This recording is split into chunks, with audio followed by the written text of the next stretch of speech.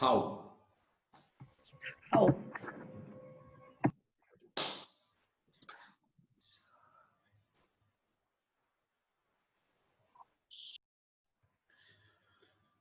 Bueno, se va poblando la pantalla.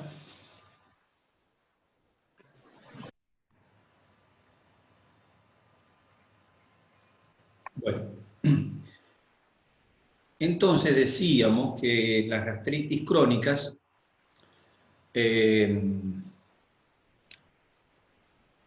se caracterizan por la forma en que se desarrolla, la forma en que se presenta el cuadro de gastritis. Perfecto. Y los estadios o los momentos de las gastritis, desde el punto de vista histológico, incluso pueden ser diferentes. Es decir, que una gastritis crónica puede ser una gastritis incipiente o puede ser una gastritis crónica que ya tiene características de crónica, inclusive con células ya modificadas, con displasias que conducen a cánceres. O sea que la gastritis crónica, dentro de la gama de lo que se puede, del punto en el que puede estar el proceso, puede ser desde un proceso que está iniciando hasta un proceso que está ya transformándose en un proceso incluso maligno, con displasias celulares, es decir, con cambios en las células que ya están empezando a transformarse en cáncer. Ya después, cuando ya la célula transforma en cáncer, no le llamamos gastritis, sino le llamamos cáncer. Pero ya, es decir, podemos encontrar esos estadios, es decir, que pueden haber distintos estadios dentro de esa gastritis crónica. Ahora, las causas de la gastritis crónica, cuando uno habla de causa de gastritis crónica, a la cabeza pone un proceso infeccioso producido por una bacteria. Es decir, a diferencia de las gastritis agudas, que no son de origen infeccioso, las gastritis crónicas tienen como agente causal principal, o por lo menos eso decimos actualmente, a una bacteria. Nuestro amigo el Helicobacter pylori. Helicobacter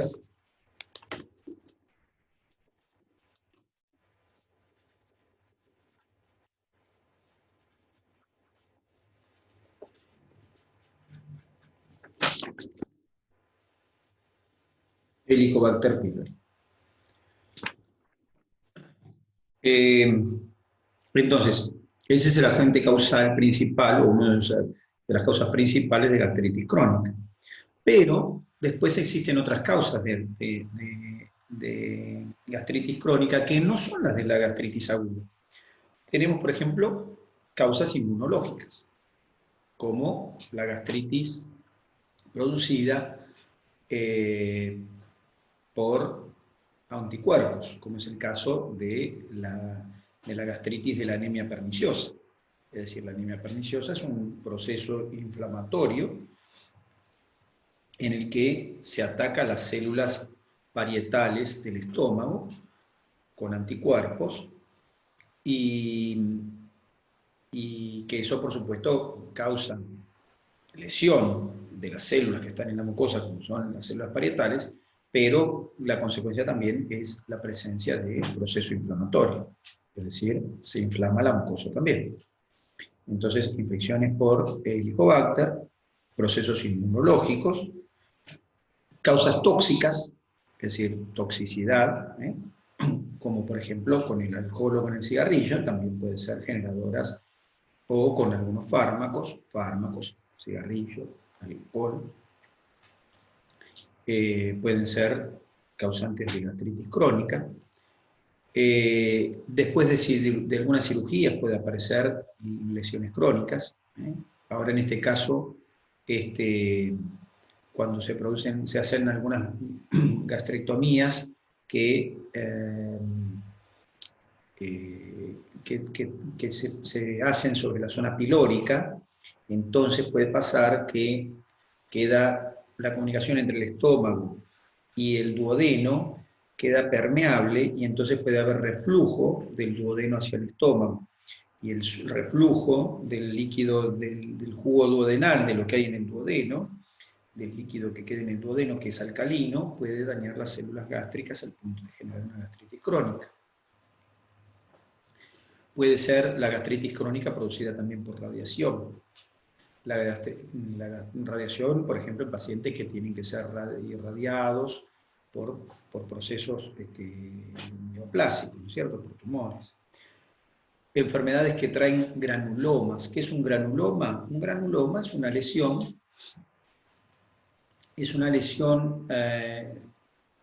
delimitada, que se produce en diversos órganos, una lesión delimitada, que generalmente... ¿Una qué, perdón? Es una lesión delimitada, un granuloma, es una lesión delimitada, está delimitada por una cubierta o por una capa de tejido de células epiteliales, células de epitelio, planas, no de la piel, células epiteliales planas, que conforman como una especie de pelota o de círculos, o de pelota o de esfera, dentro de la cual se produce un proceso crónico de tipo inflamatorio. Es decir, es como una especie de inflamación dentro de una esfera. Entonces, hay enfermedades que son productoras de granulomas. Por ejemplo, la tuberculosis es una enfermedad que puede producir granulomas. La lepra es directamente productora de granulomas, como enfermedades infecciosas. Hay otras enfermedades que no son infecciosas y que pueden producir granulomas. Por ejemplo, puede ser la enfermedad de Crohn, que la vamos a ver más adelante. Es una enfermedad granulomatosa. Tiene tendencia a producir granulomas. Entonces, las enfermedades granulomatosas en el estómago pueden ser causantes de gastritis crónica. Entonces, como ven, las causas de gastritis crónica no son las mismas que las de gastritis aguda.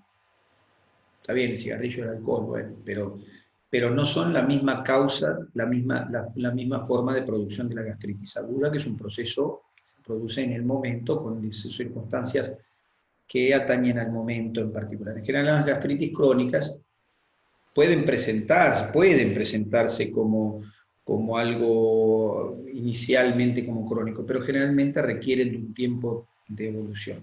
¿Está bien? Gastritis crónica. El agente causal más importante, repito, es el Helicobacter pylori, que es una bacteria, es una bacteria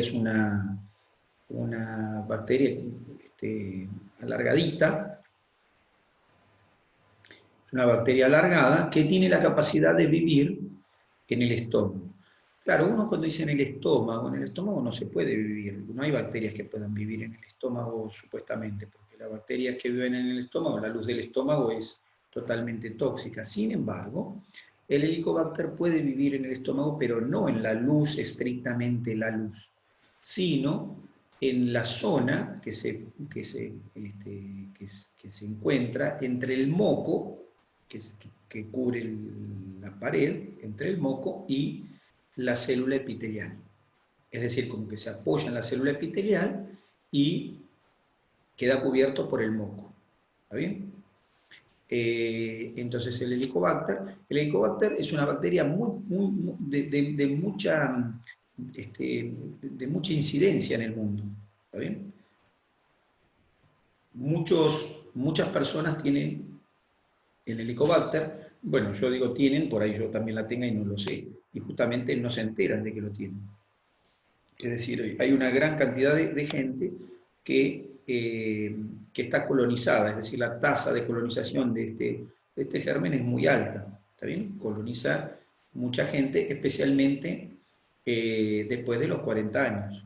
Es decir, encontramos una alta incidencia o una alta prevalencia de la enfermedad, y esta prevalencia es grande en algunas comunidades, digamos, es mucho mayor que en otras. Pues hay comunidades que tienen 80% de prevalencia de la patología, de la infección por el Helicobacter después de los 50 años. ¿Está bien? O sea que 80% de la población mayor de 50 años tiene colonización por el Helicobacter. O sea que fíjense que esto está ampliamente difundido en el mundo y hay poblaciones que tienen mucho más que otras, pero en general está bastante, es una infección bastante difundida. Bien, ¿qué hace el Helicobacter? Bueno, hace lo que hace un bichito, vivir, solamente vivir. ¿Pero por qué puede sobrevivir donde está? Bueno, primero tiene un flagelo, ¿está bien? Tiene un flagelo y el flagelo ¿qué hace? Le permite moverse en la mucosa, ¿está bien? Le permite el desplazamiento en el moco, más bien, no que en la mucosa, le permite el desplazamiento del moco. Después elabora una proteasa que se llama ureasa, perdón, una proteasa, una enzima que se llama ureasa, una enzima que se llama ureasa, que hace la ureasa, produce amoníaco, ¿sí? A partir de la urea que nosotros fabricamos. Entonces nosotros le damos urea y el bichito produce amoníaco.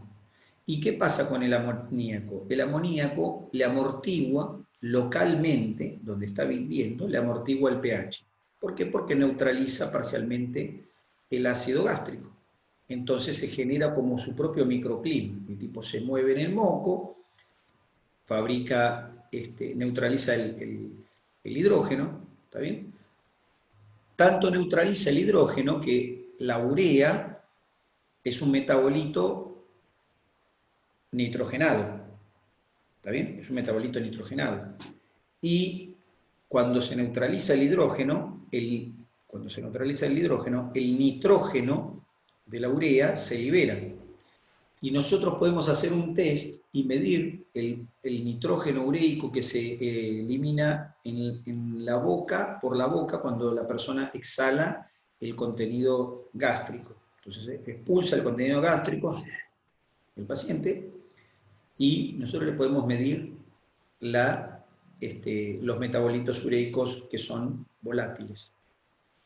Bueno, nada, conclusión, puede neutralizar parcialmente el pH gástrico y además puede unirse a las células gástricas, es decir, a las células de la mucosa gástrica, puede unirse porque tiene unos receptores, la mucosa gástrica, que son reconocidos por el Helicobacter, o al revés, podríamos decir, reconocen al Helicobacter, y el Helicobacter puede pegarse o adherirse a la mucosa gástrica. Y entonces puede también, digamos, no separarse de la mucosa si necesita estar pegadito a ella. Bueno, entonces estas circunstancias le dan unas ventajas como para vivir en un microclima.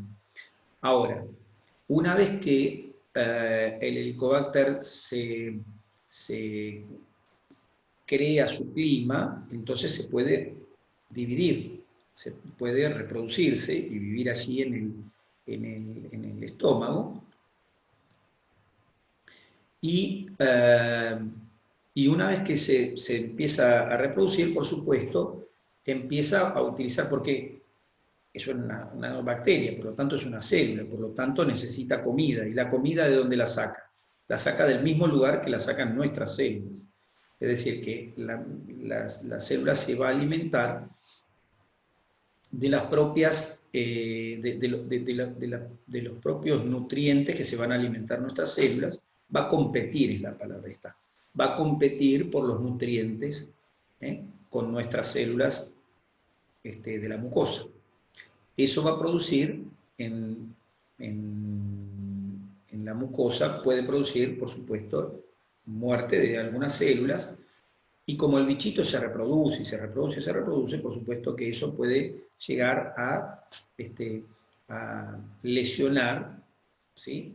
y exponer partes de la submucosa, es decir, pueden desaparecer las células, es decir, a medida que hay más Helicobacter, hay menos células en nuestro epitelio gástrico. ¿Se entiende? Por competencia, simplemente competencia. Entonces los helicobacteres viven y empiezan a dificultarle la vida a las células de nuestro epitelio, y eso en qué se traduce en muerte de células epiteliales. ¿La consecuencia cuál puede ser? Que la consecuencia es que, por un lado, las células de nuestro organismo, las células de nuestra mucosa, empiezan a disminuir en número, y por ende las glándulas, que nosotros las vimos, que las glándulas son todas alargaditas, al tener menor volumen de células, entonces empiezan a aplanar. A eso se le llama atrofia, ¿está bien?, de la glándula gástrica o atrofia de la mucosa gástrica. Cualquiera de las dos vale lo mismo. Es decir, ¿qué pasó? La glándula, que era bien larguita, ya no tiene tantas células para cubrir todo ese largo. Entonces ahora se hace más aplanada. La glándula es más chica, ¿está bien?, se aplana, y eso hace que la glándula trabaje menos, por supuesto, ¿no?, porque hay menos células. La conclusión es que se puede producir atrofia. También las células, de la mucosa pueden cambiar su forma, pueden metaplasiarse. ¿Está bien? Ahora, la muerte celular local y esa invasión del bichito que empieza a ocupar los lugares de esta mucosa genera una inflamación local. Esa inflamación en la que aparecen entonces los linfocitos, los macrófagos, ¿está bien? O sea que el proceso inflamatorio se produce por este daño constante que produce el Helicobacter. En ese sentido, cualquiera de las cosas que mencionamos antes que cause daño sobre la mucosa gástrica va a traer como consecuencia lo mismo, es decir, va a traer una consecuencia similar, es decir, atrofia. Por eso la atrofia es una característica, entonces, de la atrofia es una característica de la gastritis aguda, ¿está bien? La atrofia puede ser una característica de la gastritis aguda porque así como el Helicobacter la causa, otros agentes causales también que dañen la mucosa, por ejemplo, la gastritis autoinmune, que daña las células parietales, también daña la mucosa y genera un proceso local inflamatorio y también produce atrofia gástrica. O sea que, digamos, la producción de la atrofia gástrica se va a producir en cualquiera de las gastritis crónicas. Nosotros describimos un poquito la del Helicobacter, pero en el resto de las gastritis también va a pasar lo mismo. Entonces, el Helicobacter, vuelvo de vuelta al Helicobacter como agente causal.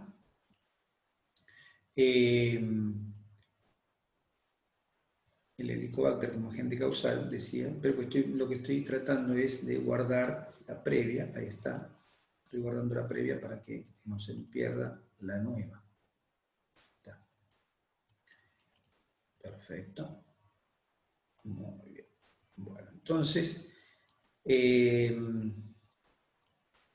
decía, bueno, perfecto. Entonces el Helicobacter puede sobrevivir de esta manera y causar gastritis. El Helicobacter es una bacteria muy, muy común que esté en nuestro estómago, decíamos, y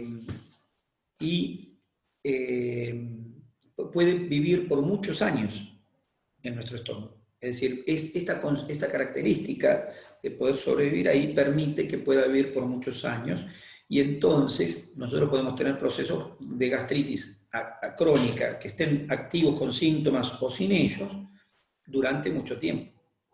¿Está bien? Se genera una convivencia, una simbiosis en el lugar, y el Helicobacter, si no daña mucho, puede vivir por muchos años tranquilo en estas circunstancias. Bien, entonces, la consecuencia de los procesos de gastritis crónica, una cosa más del Helicobacter, eso le quería decir, perdón. El Helicobacter, además de producir, es decir, además de producir la muerte de células locales, por supuesto, produce sus propias sustancias, produce proteasas, produce péptidos locales. Eso favorece el proceso inflamatorio crónico, es decir, no es que el bichito está ahí y nada, el tipo compite con las células locales por la comida, y en la competencia produce daño local, es decir, las propias células fabrican enzimas, fabrican proteínas locales que pueden dañar las células locales. ¿Sí? Bueno, la cuestión es que la gastritis entonces se desarrolla, y sea por el Helicobacter o por otra cosa, es decir, una gastritis autoinmune, también se produce daño local, y la consecuencia es que hay infiltrados entonces locales de células propias, infiltrados de linfocitos, infiltrados de macrófagos, y eso es lo que llamamos inflamación. Si el proceso persiste con el tiempo, con la forma suficiente, por supuesto va a haber que formar nuevos vasos en el proceso inflamatorio por los vasos que se dañen localmente, va a haber que formar, va a haber cicatrización permanente, va a haber reposición celular permanente, y eso es entonces lo que vamos a llamar como gastritis crónica. ¿Está bien? Bien. ¿Qué pasa con la gastritis crónica con respecto a cómo se manifiesta la gastritis crónica? ¿Cuál es la manifestación más común de la gastritis crónica? ¿Cuál es la forma más común en que se puede encontrar la gastritis crónica desde el punto de vista de los síntomas? Bueno, la forma asintomática. Es decir, lo más común es que las gastritis crónicas no den síntomas por mucho tiempo. ¿Está bien? Puede dar pocos síntomas o no dar ninguno. Cuando dan síntomas, los síntomas pueden ser náuseas, pueden ser vómitos, puede ser molestia en el epigastrio, no dolor necesariamente, puede haber una molestia, se siente molestia en el epigastrio. ¿Está bien? Puede haber, si en el caso que haya una atrofia suficiente, entonces puede haber como consecuencia hipocloridria, es decir, poca secreción de ácido clorhídrico, y eso causar dispepsia o malabsorción. Es decir, no se digieren bien los alimentos porque no hay ácido clorhídrico. Entonces la sintomatología puede incluir síntomas de malabsorción, ¿está bien?, por falta de ácido clorhídrico. Bien. Pero no siempre pasa así, a veces el ácido clorhídrico está normal, no quiere decir que siempre pase esto. ¿Está bien? Ahora, cuando hay síntomas, como síntomas, y pueden ser estos, también puede haber, dentro de los síntomas puede haber dolor. ¿Está bien? O sea, todo lo que les contaba lo habitual. Pero puede ser que haya dolor, puede ser que haya dolor. ¿Está bien? Siendo que sea la gastritis crónica de cualquier origen. ¿Está bien? Bien, entonces la gastritis. Ahora, la gastritis crónica puede ser causante, esto sí es más común, la gastritis crónica puede causar a largo plazo, anemias. No solo la anemia perniciosa de la gastritis crónica de tipo autoinmune, que esa es una anemia perniciosa, sino anemias por pérdida de sangre durante mucho tiempo. Pueden ulcerarse, ¿bien? Pueden transformarse en úlceras pépticas, de las que ahora vamos a mencionar algo. Las gastritis crónicas pueden transformarse en cánceres con mayor facilidad que lo que pudiera ser una gastritis aguda, que es más raro. Dijimos, las gastritis agudas pueden displasiarse, es decir, pueden entrar en displasia, pero las crónicas es más común que se transformen en cáncer gástrico. Por eso es que las gastritis crónicas hay que cuidarlas, o sea, hay que prestarles atención y hay que tratarlas, porque justamente se pueden transformar en un carcinoma gástrico. ¿Está bien? Y bueno, y después entonces dijimos, pueden producir anemias también a largo plazo. Entonces las anemias a largo plazo, las anemias, la transformación en cáncer, son causas entonces o son parte del proceso, del final del proceso de la gastritis crónica. Es decir, puede pasar estas cosas con la gastritis crónica, por eso es conveniente tratarlas. Para el caso de las gastritis crónicas por el Helicobacter, que son de las más comunes, el tratamiento es protector gástrico, pero hay que dar un antibiótico para que el bichito se muera, para que se muera el Helicobacter. O sea que hay que agregar un antibiótico para el Helicobacter, que suele ser el Helicobacter bastante rebelde a los tratamientos, porque el lugar donde vive es de difícil acceso para los antibióticos. Entonces, bueno, entonces, y después el tratamiento incluye, por supuesto, una dieta, como en el caso de la gastritis agudas, que vamos a mencionar, en un ratito vamos a mencionar que un resumencito, una cosa básica de tratamiento dietético orientado a proteger el estómago. Bueno, una vez que mencionamos alguna palabrita, las gastritis crónicas y las agudas, contamos la segunda cosa que queremos hablar del estómago, que son las úlceras.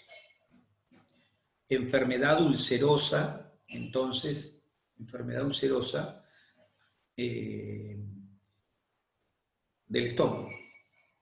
Primero, para esto tenemos que definir, para hablar de enfermedad ulcerosa, tenemos que definir qué es una úlcera. Y llamamos úlcera a un proceso invasivo o erosivo que supera la muscular de la mucosa. Es decir, que cualquier proceso invasivo, erosivo, que supere la muscular de la mucosa le llamamos úlcera. Es decir, es una lastimadura, por llamarle de una manera más así entendible, es una lastimadura que sobrepasa la muscular de la mucosa y que ya entra a la mucosa. ¿Está bien? Claro, es como que le hace como que raspa esa parte.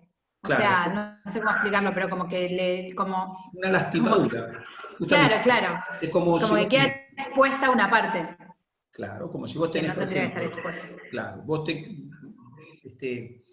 venís andando en patines, por ejemplo, por la calle y de repente no llevas las rodilleras y te caes en el asfalto y las rodillas hacen en el asfalto. Y entonces vos te mirás y hay como una frutilla en el asfalto, en tu pie, en tu rodilla. Sale como sangre, una gotita y algo, pero vos ves la sangre, el raspado, está lastimado, pero eso no supera prácticamente la piel. Sí, lo más profundo, lo que te hace sangrar, supera un poquitito la epidermis, pero en términos generales se mantiene la dermis. Eso vos decís, uy, mirá, está erosionado, claro, es lógico, se raspó contra algo, entonces queda erosionado. Bueno, ahora si en vez de eso, bueno, ponele con eso, te lastimaste y después en vez de formarse una cascarita y curarse, eso se hace más profundo, entonces va a decir, uy, mirá, se ulceró. Es decir, pasó, en el caso de la piel, pasó la epidermis y entonces ya se expone el tejido que está debajo. Entonces eso es una úlcera en la piel.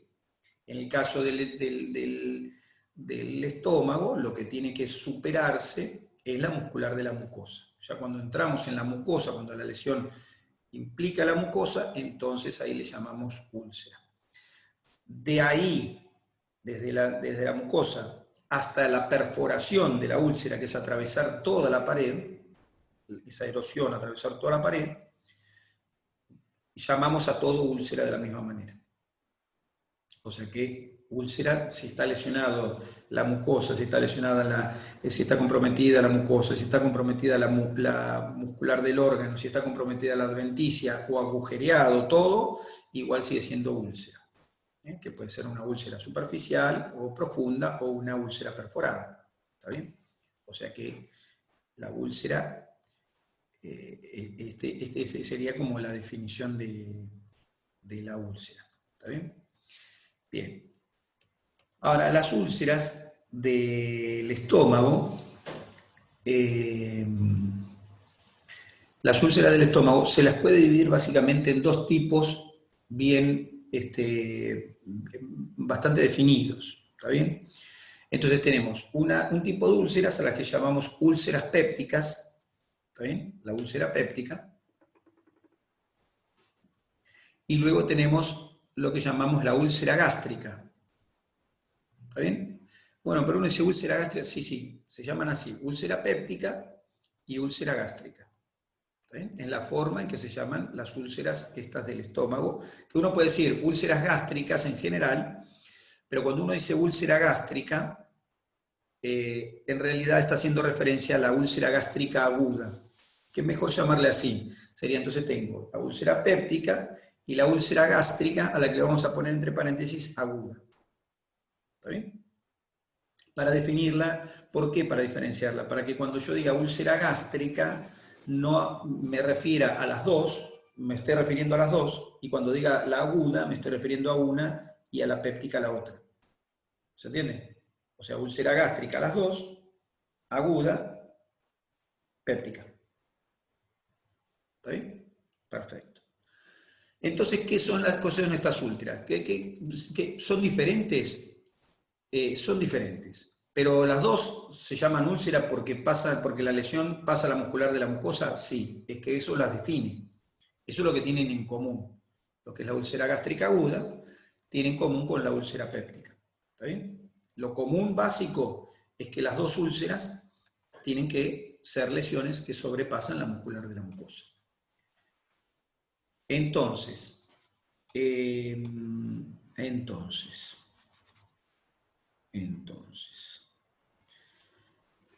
bueno, ¿qué hacemos con la úlcera péptica? En la úlcera péptica definimos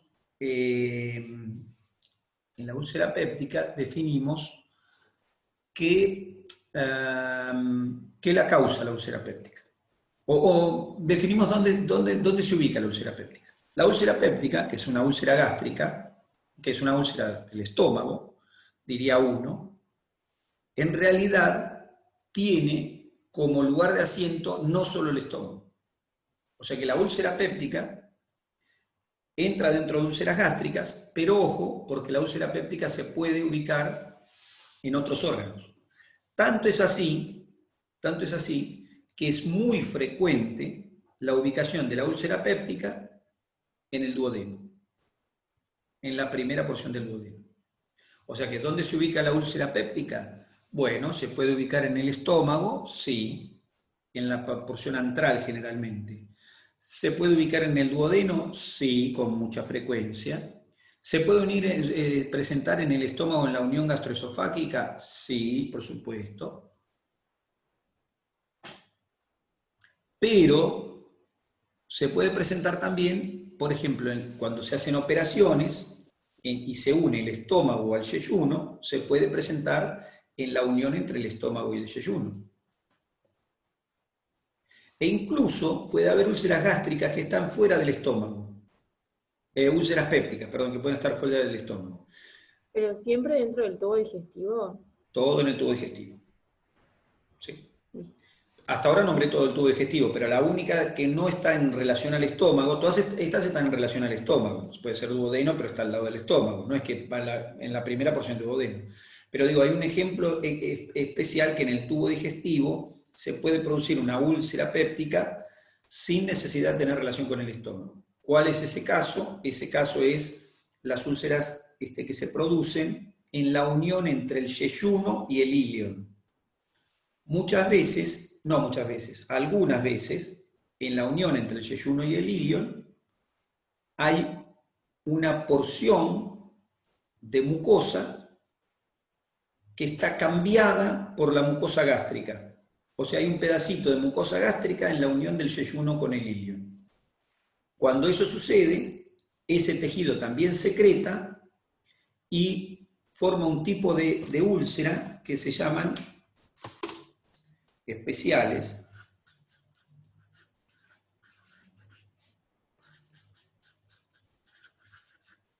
Se llaman úlcera de Zollinger-Ellison o Zollinger-Ellison. ¿Está bien? Úlceras especiales, ahí está escrito, Zollinger-Ellison. ¿Está bien? Bueno, la conclusión es que las úlceras pueden presentarse en distintas partes del tubo digestivo. ¿Está bien? Las úlceras que pueden presentarse en distintas partes del tubo digestivo. Bueno, son ampliamente difundidas, las úlceras están en todo el mundo. La úlcera péptica es una cosa totalmente común y corriente y puede darse en cualquier edad de la vida. No son especiales de ninguna parte de la vida, de ningún momento en especial.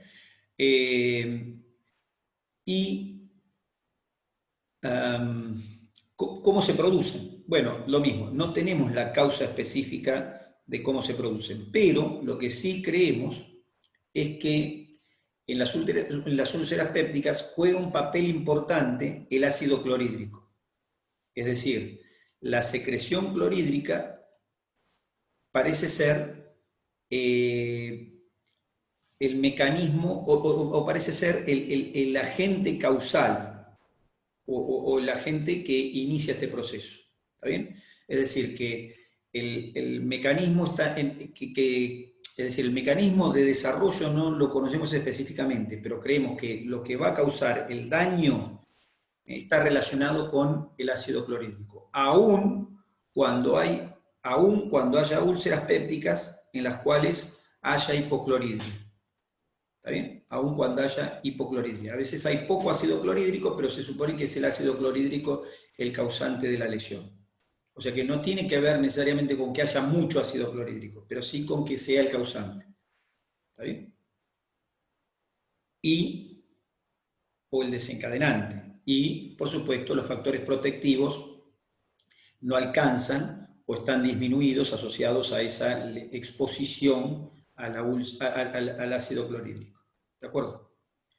Bueno, yo los voy a dejar hoy corriendo porque tengo que salir corriendo, tengo que llegar al banco antes de las 3 y tengo que ir sí o sí porque tengo un turno en el banco y 35 llegué hasta acá.